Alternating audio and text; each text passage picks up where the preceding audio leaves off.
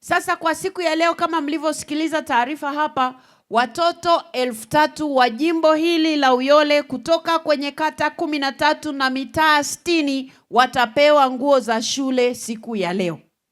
Sasa hawa watoto ni kuanzia darasa la kwanza mpaka darasa la 7. Sasa mwaka unaokuja inshallah, Mungu atuweke, tuombeane uzima na afya na baraka nyingi zaidi. Mungu atujalie tuongeze idadi, kwa sababu tunafahamu hawa watoto 3,000 watakaosaidiwa leo sio watoto pekee ambao wanahitaji msaada huo. Wanahitaji watoto wengi zaidi. Na sisi tunatamani tuwafikie watoto wengi zaidi. Na tutaongeza bidii ili tuwafikie watoto wengi zaidi. Pamoja na hayo, kama mlivyosikia, kwa sababu tunawapa mpaka darasa la 7. Lakini wako darasa la 7 ambao tuliwahi kuwasaidia huko nyuma, ama tuseme tuliwasaidia hata mwaka jana. Sasa wanaenda sekondari, lakini leo hawako hapa. Kwa hiyo maana yake wanarudi tena katika familia ile ile ambayo huko awali tulikuwa tunaweza kuwasaidia nguo za shule. Na sasa mtoto anaenda sekondari, amefaulu, na anajikuta kwamba hayuko kwenye mpango wetu huu ambao unatolewa leo.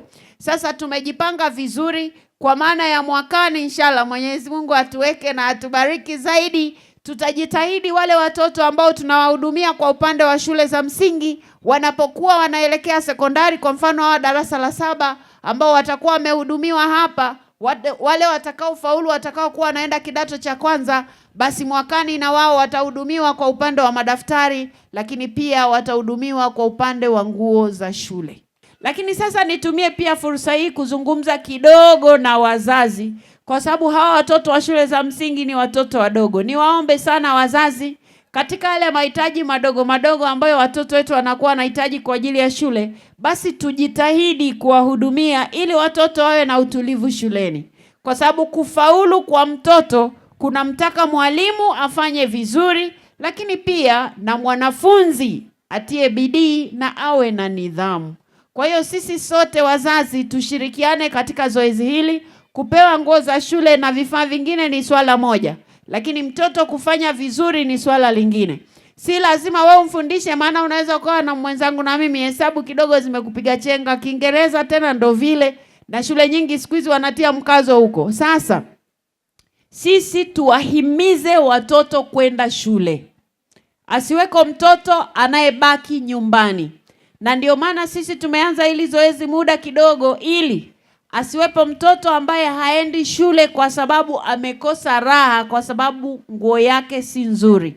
Mmemsikia hapa fundi amesema, na ninyi mtaona watoto wanaosaidiwa hapa, hizi nguo za shule zina viwango vikubwa kuliko hata wale watoto wanaotoka kwenye shule, wanatoka kwenye kaya zile pengine zinazojiweza.